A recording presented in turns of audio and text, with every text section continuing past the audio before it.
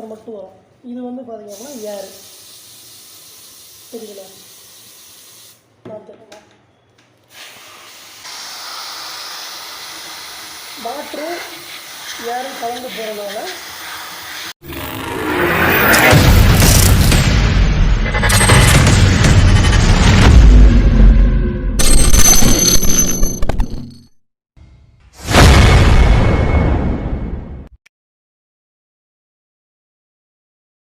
AC வந்து clean பண்ண வந்துருக்கோம், ஃபுல்லாக சர்வீஸ் பண்ண வந்துருக்கோம்.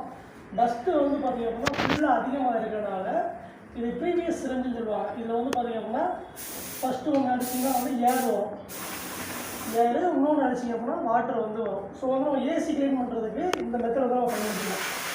இப்படி பக்கத்தில் வந்து டஸ்ட்டு மட்டும்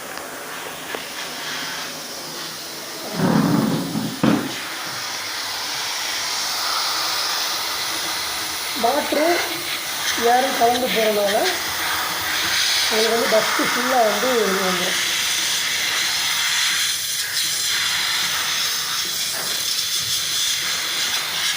ஏசி சர்வீஸ் பண்ணுறவங்களுக்கு இந்த ப்ரீவியஸ் சிரஞ்சுன்றது வந்து ஒரு நல்ல ஐடியா.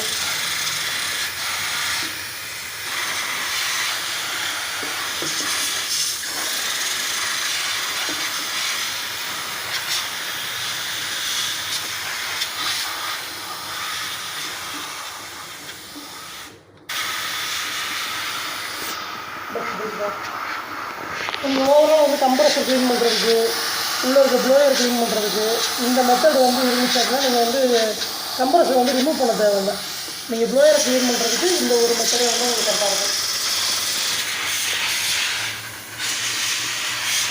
இது வந்து நான் கலப்பில் போட்டு வந்து பார்த்தீங்கன்னா கண்ணில் தூசி போடாமல் இருக்குது, ஒன்று மட்டும் போட்டிருக்கேன்.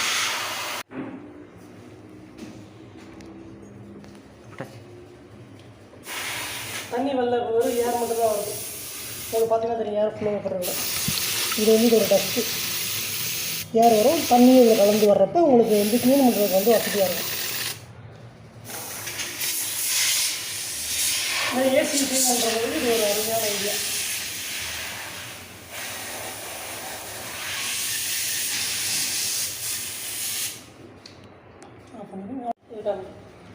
ஒன்று வந்து வாட்டர், இது நம்பினீங்கன்னா வாட்டர் மட்டும் வரும். இது வந்து பார்த்திங்க அப்படின்னா ஏர்.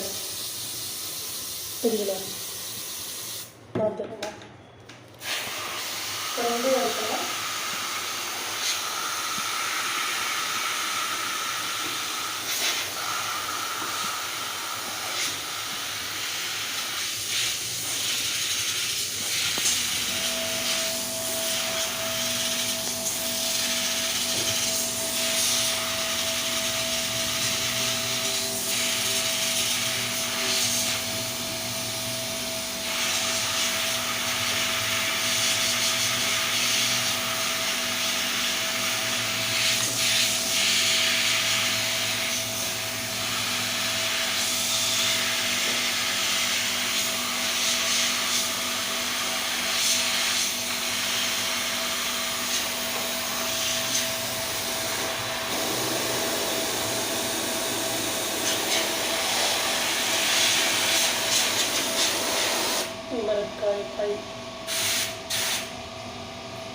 காய் க்ளீன் பண்ணுறது இந்த மாதிரி தண்ணியை வந்து ஃபோர்ஸ் ஆகிட்டு க்ளீன் பண்ணுவோம்.